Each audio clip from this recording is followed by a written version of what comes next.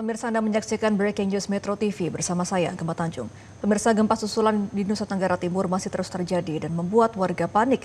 Hingga Rabu sore, BMKG mencatat lebih dari 3.000 kali gempa susulan mengguncang wilayah Flores dan sekitarnya.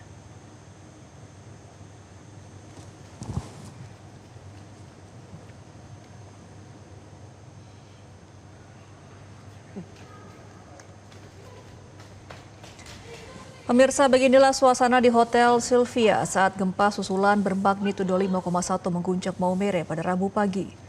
Para tamu dan staf hotel langsung berhamburan keluar, meninggalkan kamar dan aktivitas mereka untuk mencari tempat aman di ruang terbuka.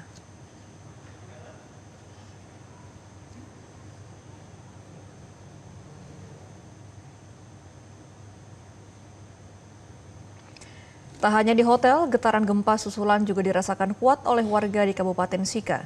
Di kantor koperasi Pintu Air, para pegawai tampak panik dan berlarian keluar kantor.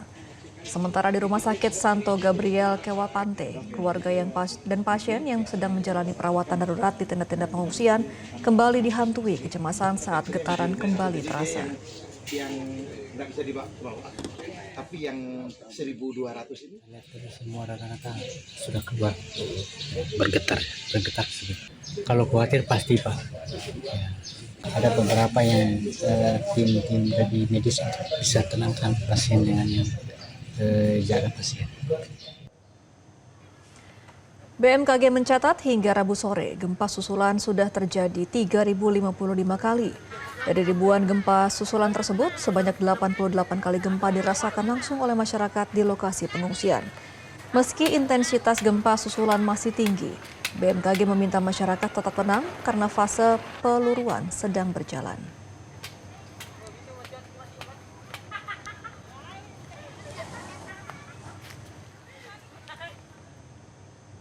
Gempa yang mengguncang wilayah Flores menimbulkan kerusakan di sejumlah titik di Kabupaten Ende. Salah satunya di Desa Peoza Karamba, Kecamatan Ende, di mana sejumlah rumah warga mengalami kerusakan parah akibat guncangan gempa magnitudo 7,7. Berikut liputan jurnalis Metro TV Dasya Hutauruk dan juru kamera Reksa Dewa untuk Anda. Ya pemirsa, saat ini kami tengah berada di Kabupaten Ende, tepatnya di Desa Peoza Karamba, di mana akibat gempa yang terjadi pada Sabtu lalu ini sejumlah rumah di desa ini, tadi berdasarkan informasi kami dapatkan ada sekitar 7 hingga 11 rumah yang terkena dampak, dan ini di belakang saya merupakan salah satu rumah yang dampaknya ini cukup signifikan.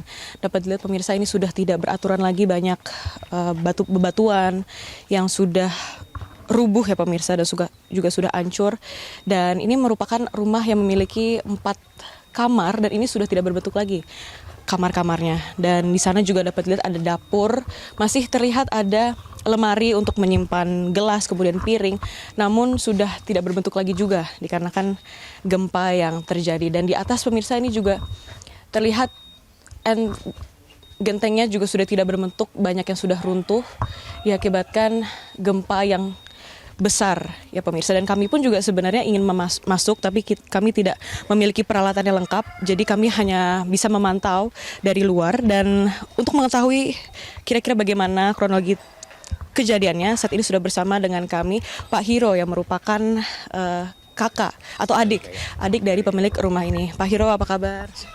Selamat sore Bu. Bapak bisa dijelaskan Pak, ini gempa terjadi pas hari Sabtu ya Pak, itu kayak gimana kronologinya? Gempa itu pas terjadi hari Sabtu sekitar pukul 6 ya, pukul 6 pagi. Jadi masyarakat ada yang sebagian besar sudah keluar rumah, tapi ada yang masih tidur. Nah, jadi pada waktu itu masyarakat bingung. Tiba-tiba dengan kekuatan gempa itu yang 7,7 ini luar biasa. Saya ini sebagai saksi. Rumah ini kan saya sempat berdiri di depan rumah ini, di halaman ini, goncangnya luar biasa.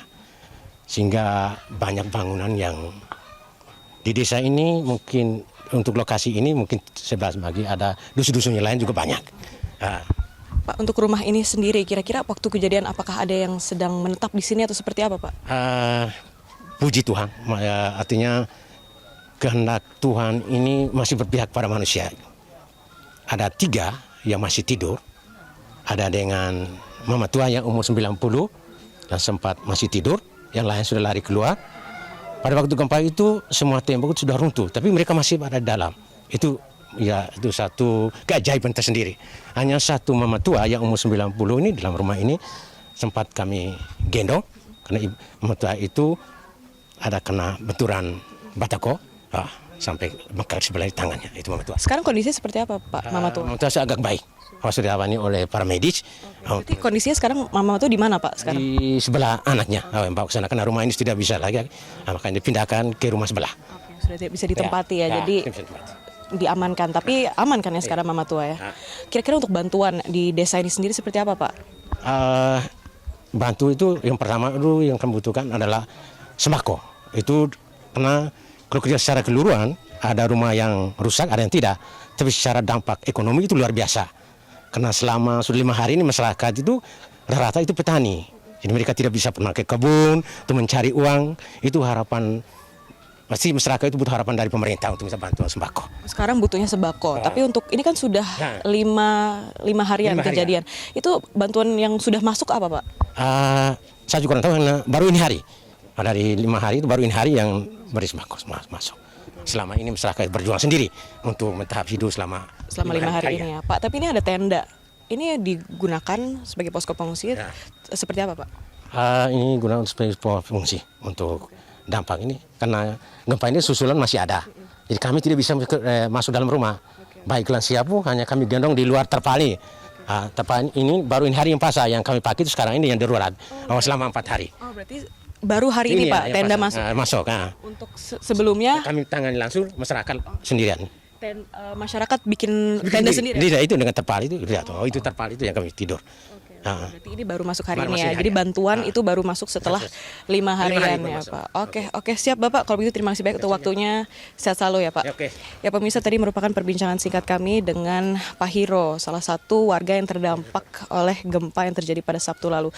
Dengan bantuan yang baru masuk ini, pastinya masyarakat berharap agar bantuan dapat memberikan harapan baru bagi mereka, dan juga tadi dikatakan mereka membangun tenda-tenda mandiri. Hal itu sendiri merupakan bentuk kewaspadaan mereka terhadap gempa susulan yang mungkin memang masih terjadi, dan pastinya dengan adanya bantuan-bantuan ini memberikan harapan baru, dan juga mereka berharap agar bantuan ini dapat memberikan mereka masa depan yang lebih baik untuk kedepannya. Demikian informasi yang dapat kami berikan untuk saat ini dari Kabupaten Ende. Dasya Utauruk, Reksadewa, Metro TV. Pemirsa, pasca gempa yang mengguncang Kabupaten Ende, sebanyak 12 warga dari 3 kepala keluarga di Kelurahan Lokoboko memilih bertahan di halaman rumah. Keterbatasan fasilitas membuat mereka harus berbagi satu tenda pinjaman yang digunakan sebagai tempat beristirahat sementara. Menurut salah satu korban gempa bernama Irham, masih menunggu kedatangan bantuan kebutuhan dasar. Kalau boleh tahu, tenda ini sudah berdiri sejak kapan Pak? Sejak Sabtu, sejak kejadian gempa. Sejak hari pertama ya Pak. Ini ada 12 orang yang tinggal di sini, ada tiga kepala keluarga. Kira-kira bantuan yang sudah datang itu seperti apa Pak? Bantuan yang sudah datang seperti sembako saja. Iya. Sembako yang datang ada berapa Pak? Banyak dari Departemen Agama, kemarin dari Kapolda NTT ya Pak. Iya. Dan apakah itu sudah cukup atau mungkin masih merasa kurang atau seperti apa Pak? Masih merasa kurang Pak. Ibang, iya. Kira-kira apa Pak yang Bapak dan juga warga di sini paling butuh sekarang? Yang kami butuh itu tempat tinggal. Ya. Tempat tinggal yang layak ya Pak, dan juga untuk jangka panjang ya. Pak, untuk listrik, kemudian sinyal dan juga air di sini seperti apa Pak? Kalau listrik, air lancar-lancar saja, aman-aman saja. Iya. Saja. Untuk dari warga sini banyak ibu-ibu, banyak adakah yang mengaku trauma Pak akan adanya gempa? Terlebih tadi Bapak sempat cerita ya, Bapak juga sempat mengalami gempa yang terjadi pada tahun 1992. Dari Bapak sendiri apakah sempat terasa trauma? Masih ada terasa trauma. Ibu-ibu juga ada terasa trauma juga. Ya. Masih ada trauma. Dan untuk traumanya tersendiri, apakah sudah ada bantuan Pak dari pemerintah untuk bantuan psikologis atau seperti apa Pak? Belum ada. Ya. Belum ada. Mungkin jelajahi cara baru mendapatkan informasi. Download Metro TV Extend sekarang.